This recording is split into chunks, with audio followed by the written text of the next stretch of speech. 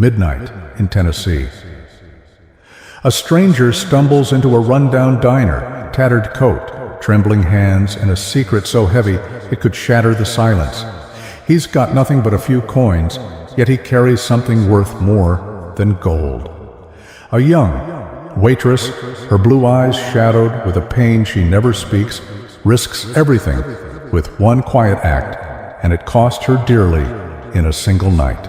But the next morning, when the roar of military engines tears through the fields, everything flips upside down. Who is this man? Why does a decorated general arrive with a convoy and a mysterious offer? This isn't a fairy tale. It's a true story that'll grip you to the end. Stick around to uncover the hidden truth behind the moment that shook a small town to its core. And that's how one fleeting act of kindness didn't just save a life, it transformed an entire community. Do you believe the smallest spark can ignite something extraordinary? If this story moved you, drop a 1 in the comments. I'd love to hear your thoughts. And if you're hungry for more real tales of compassion, of everyday heroes rising against the odds, hit that subscribe button below. This is where we shine a light together, one story at a time. Thanks for watching. I can't wait to share the next journey with you. The wind came sharp and cold that evening, slicing through the cracked wooden door of Clover's Rest like a thief slipping into a quiet house. It carried the scent of damp earth and dying leaves, a whisper of autumn that clung to the edges of Tennessee's sprawling cornfields. Beyond the smudged glass windows, the last rays of sunlight spilled gold across the stalks, turning the world outside into a painting Lily Harper could never afford to own. Inside, though, the world was smaller, grittier. She wiped the counter for the 5th time in 10 minutes, her slender fingers tracing the same worn grooves in the formica, her reflection flickering in the dull sheen like a ghost she couldn't shake. Lily was 27, with hair the color of ripe wheat and eyes so blue they seemed to hold the sky itself. Soft, endless, and a little sad. She was beautiful in a way that didn't belong here. Among the chipped mugs and grease-stained menus of a roadside diner, nobody bothered to name twice. Clover's Rest wasn't a destination. It was a pause, a place where truckers stretched. Their legs and locals nursed lukewarm coffee until the night swallowed them whole. For 2 years, Lily had worked these late shifts, her smile a practiced shield against the monotony, her voice a melody that softened the edges of a hard day.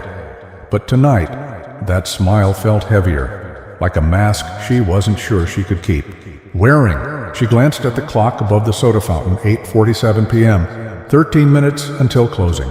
Her apron pocket held $7 in tips, crumpled ones and a few quarters that rattled like loose change in her life.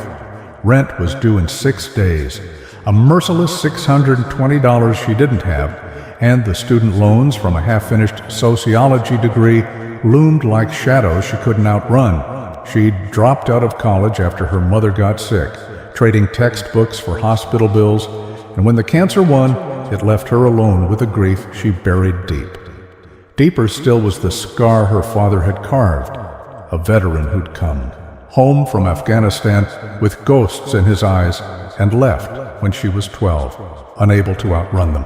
Lily didn't talk about him. She didn't talk about much, but she carried his memory in the way she moved, graceful, deliberate, like someone who'd learned to hold herself together when everything else fell apart. The bell above the door jingled, a brittle sound that snapped her out of her thoughts. She looked up, brushing a strand of golden hair from her face, and saw him, a man hesitating in the threshold, as if the warmth of the diner might burn him if he got too close. His coat was threadbare, patched at the elbows with dirt ground into the seams, and his boots were scuffed so badly the leather had surrendered to cracks. He was tall but stooped, his shoulders hunched under an invisible weight, and his hair, graying, wild, fell across a face etched with lines too deep for a man who couldn't be much past 50. He carried no bag, no sign of where he'd come from, just the dust of the road and a quiet that felt heavier than silence.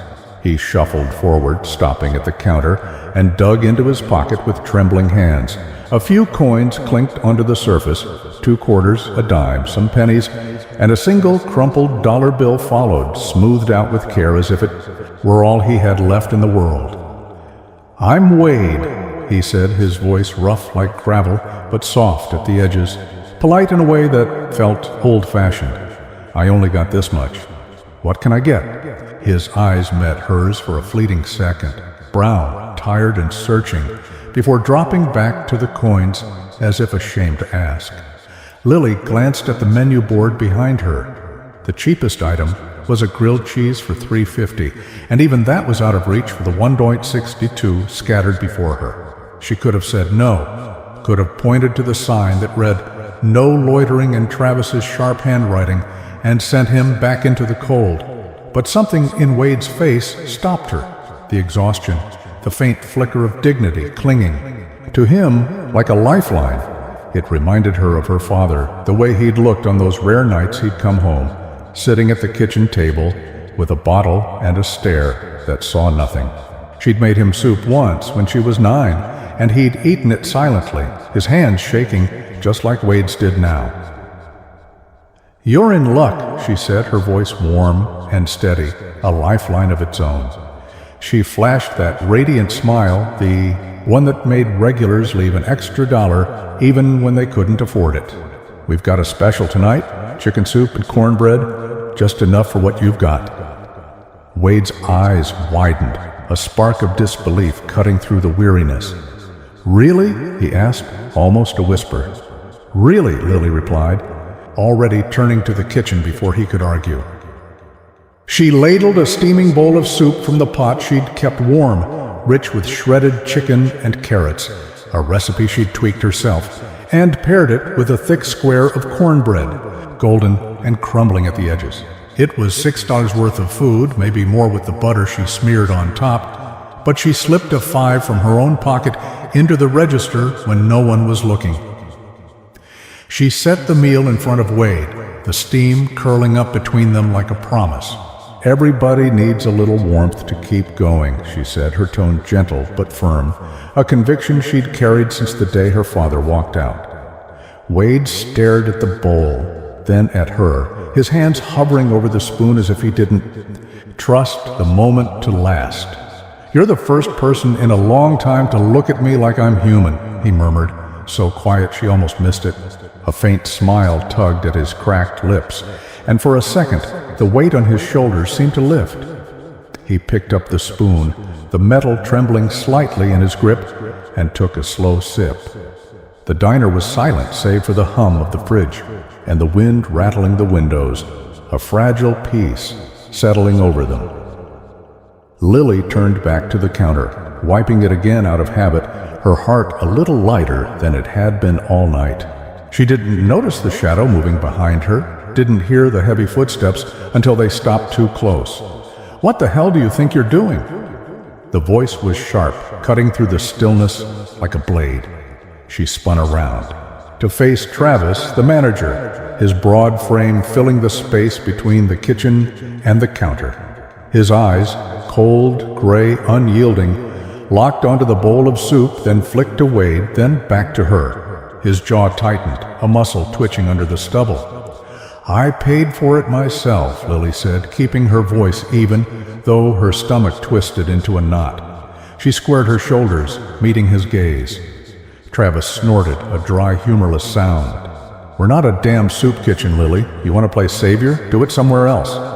Before she could respond, he reached across the counter, snatched the bowl from Wade's hands, spilling half the broth onto the floor, and dumped the rest into the sink with a clatter.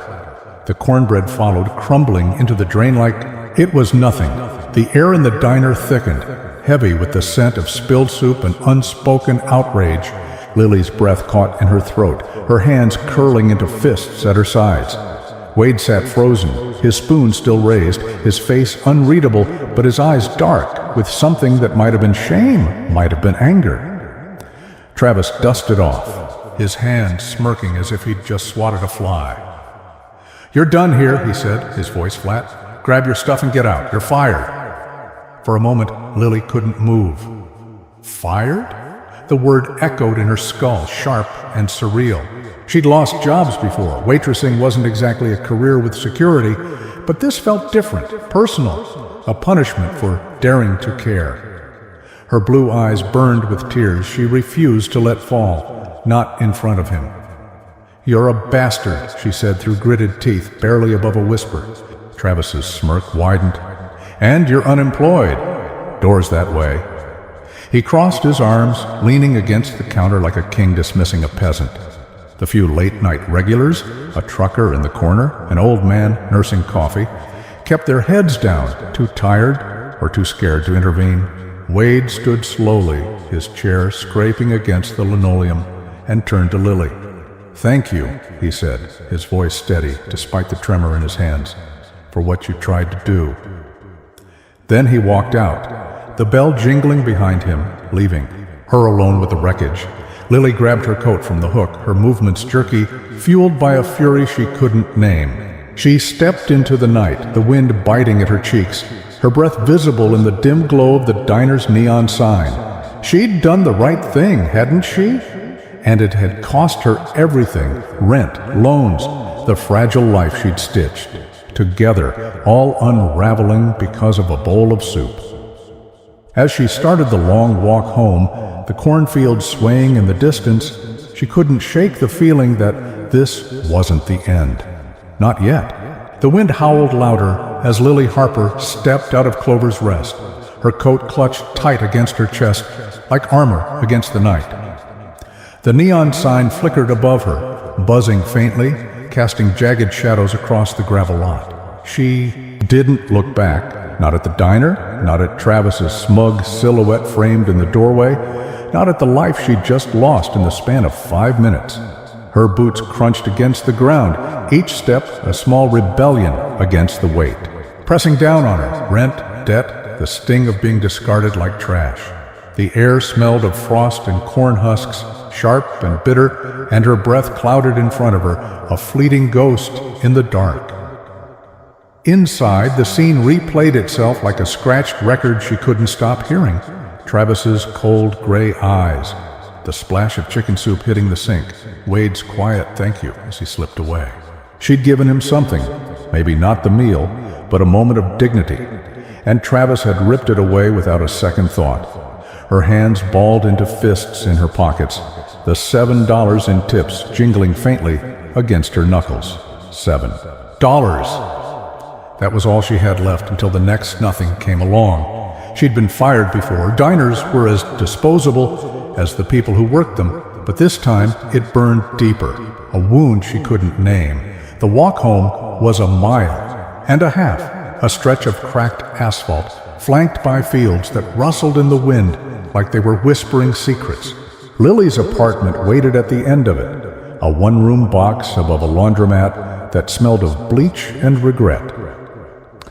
She climbed the rickety stairs, the metal creaking under her weight, and fumbled with her keys in the dim glow of a flickering porch.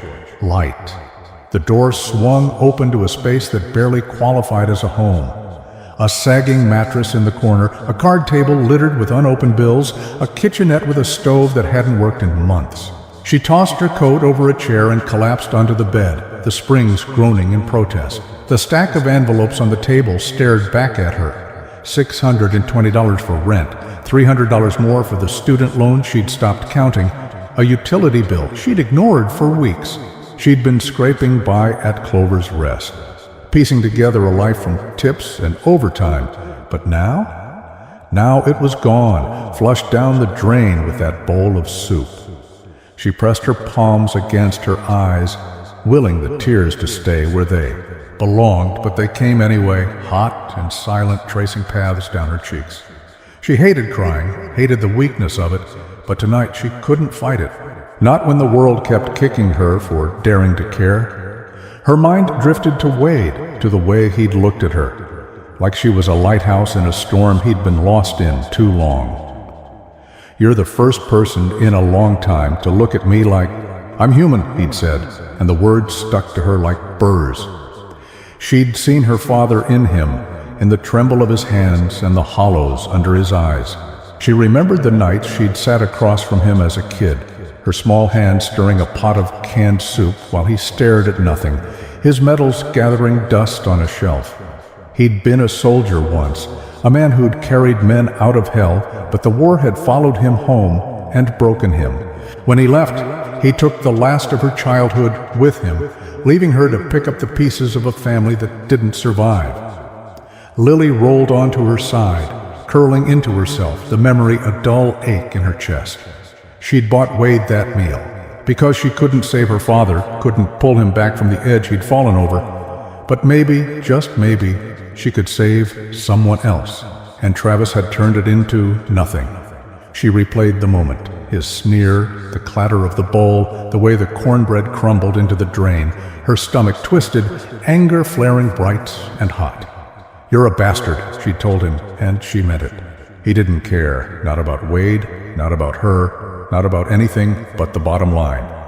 She'd worked for him 2 years, poured coffee and plated burgers through fevers and double shifts, and he'd tossed her out like she was disposable. The clock on her phone blinked 11:03 p.m. She hadn't eaten since noon, a stale muffin snatched from the diner's kitchen, and her stomach growled, a hollow reminder of her own hunger. She thought about the soup she'd made for Wade, the way it had smelled of home, of better days. She'd wanted him to have that just for a moment, and now it was gone. She sat up, wiping her face with the sleeve of her sweater, and forced herself to breathe. She couldn't stay here, drowning in this tiny room with its peeling paint and unpaid bills. Tomorrow she'd have to start over, knock on doors, beg for jobs, scrape by again. But tonight, all she could do was lie there, the wind rattling the window like it was trying to break in. Sleep didn't come easy. She drifted in and out, caught between exhaustion and the restless churn of her thoughts. She saw Travis's smirk, Wade's tired eyes, her father's shadow slipping out the door. She saw the soup hitting the sink over and over, a small act of kindness drowned in cruelty. By the time the sky outside lightened to a bruised gray, she'd barely rested, her body heavy, but her mind sharper than ever. She couldn't let this be the end, not of her, not of the part of her that still believed in doing right. She pulled on her coat, an old denim thing patched at the elbows, and stepped back into the cold. The morning air bit at her cheeks, the cornfield stretching out like a sea of gold under a weak sun. She didn't know where she was going, not really, just that she had to move, had to find something to hold on to. She stopped by the gas station, the bakery, the hardware store, each conversation ending the same way. "Sorry, darling, we ain't hiring." Her smile faltered with every rejection, but she kept it up, a shield she couldn't afford to drop. By noon, her feet ached, and her hope was a threadbare thing, fraying at the edges. She found herself near Clover's Rest again, drawn back like a moth to a flame she couldn't escape. The diner looked the same, squat and unremarkable, its sign buzzing faintly in the daylight. She stood across the street, arms crossed, staring at the place that had chewed her up and spit her out. She didn't know why she was here, maybe to grab her last paycheck, maybe to prove she wasn't broken. The wind tugged at her hair, and she shivered, her blue eyes narrowing as she watched. A truck pulled out of the lot. She didn't hear the rumble yet, didn't see the dust rising down the road. Not yet. The Tennessee morning hung heavy over Clover's Rest, the sky a dull slab of gray that pressed down on the cornfields like a lid on a simmering pot. Lily Harper stood across the street, her denim coat pulled tight around her, the wind tugging at her golden hair like it wanted to unravel her. She hadn't slept, not really.